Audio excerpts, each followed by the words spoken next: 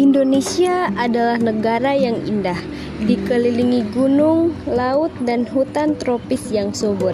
Namun, di balik keindahannya, Indonesia juga berada di jalur cincin api Pasifik. Pada Sabtu pagi 27 Mei 2006 pukul 5.54 waktu Indonesia Barat, masyarakat Jakarta baru saja memulai aktivitasnya. Ada yang bersiap pergi ke pasar, ada yang masih tertidur pulas. Tapi dalam sekejap suasana berubah mencekam. Gempa berkekuatan 5,9 skala Richter berlangsung selama 57 detik. Kejadian bencana alam gempa ini menempati posisi ke-9 atas jumlah korban jiwa yang melayang terbanyak di Kabupaten Bantul dan Sleman. Namun, dari mana datangnya gempa ini? Para ahli geologi menemukan jawaban pada sesar opak, yaitu sebuah patahan aktif yang membentang dari Sleman hingga ke selatan menembus Samudra Hindia. Sesar opak dikaitkan dengan gempa 2006. Pergeseran pada sesar opak adalah yang menyebabkan gempa. Struktur bangunan di pedesaan zaman dulu tidak dirancang kuat untuk menahan gempa, sehingga resikonya mudah roboh dengan sedikit guncangan. Maka dari itu, pemerintah setempat membuat rumah yang tahan gempa.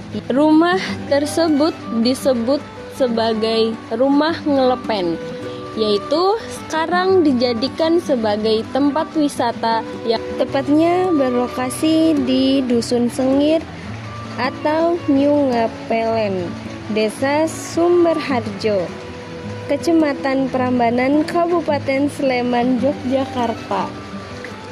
Pemahaman mitigasi bencana wajib ditanamkan secara masif di seluruh lapisan masyarakat, dimulai dari keluarga kita masing-masing, sehingga kedepannya kita harus mampu menyikapi sebuah bencana gempa bumi.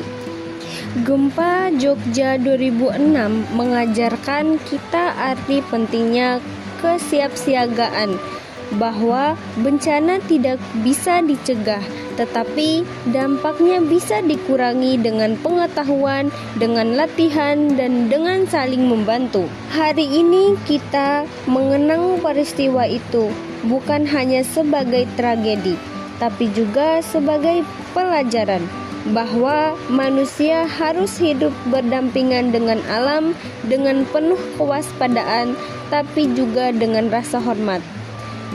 Gempa boleh mengguncang, tapi semangat Yogyakarta akan selalu tegak berdiri. Pintar banget.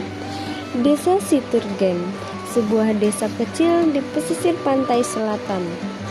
Kehidupan di sini sederhana.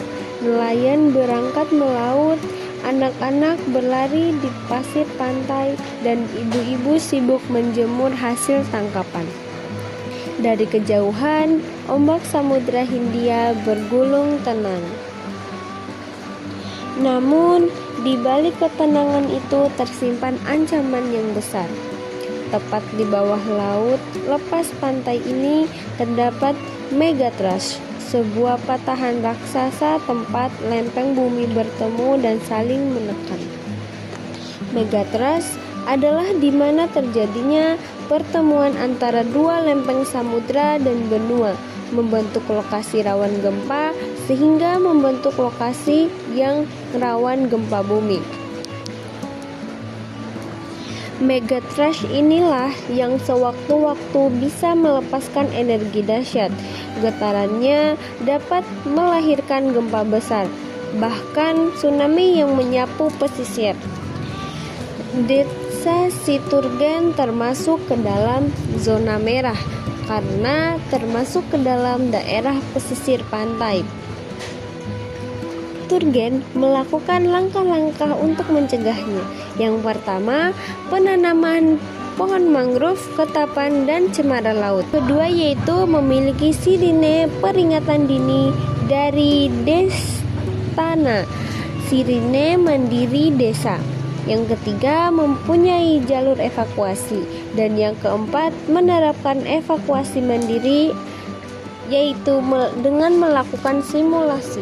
Adapun kendala pada saat penanaman pohon mangrove, ketapang, dan cemara, yaitu yang pertama ada abrasi laut yang parah, dan yang kedua ternak yang tidak dikendalikan. Bagi masyarakat Siturgen, laut bukanlah musuh, tapi sahabat yang harus dihormati.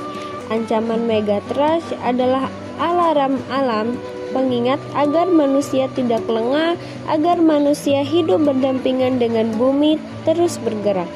Desa Siturgen mungkin kecil, tapi semangat warganya besar.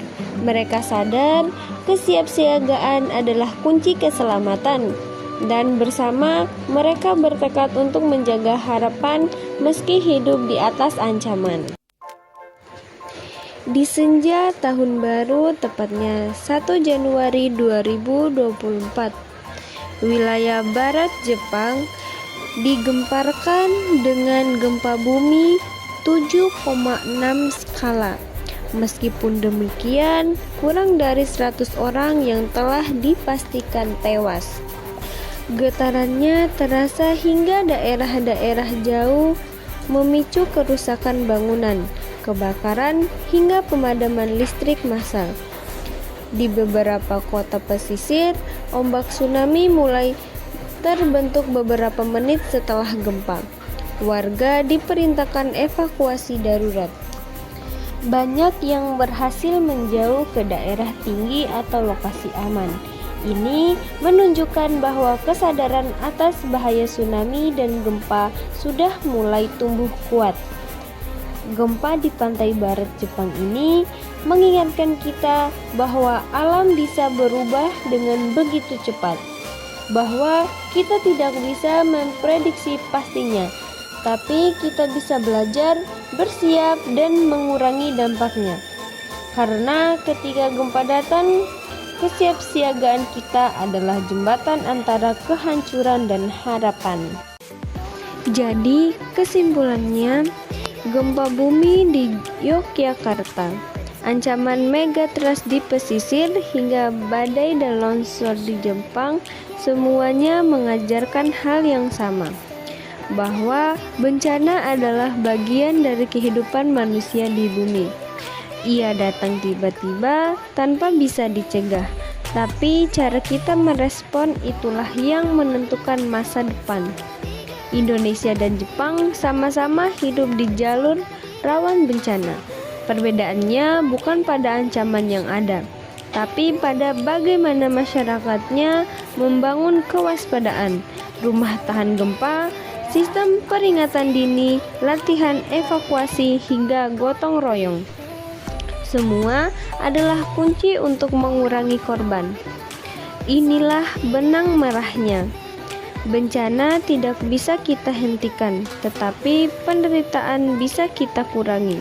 Alam memberi peringatan dan manusia menjawab dengan kesiapsiagaan. Karena sejatinya resilience bukan sekedar bertahan hidup, tetapi juga membangun harapan, bangkit dan luka, dan terus melangkah bersama.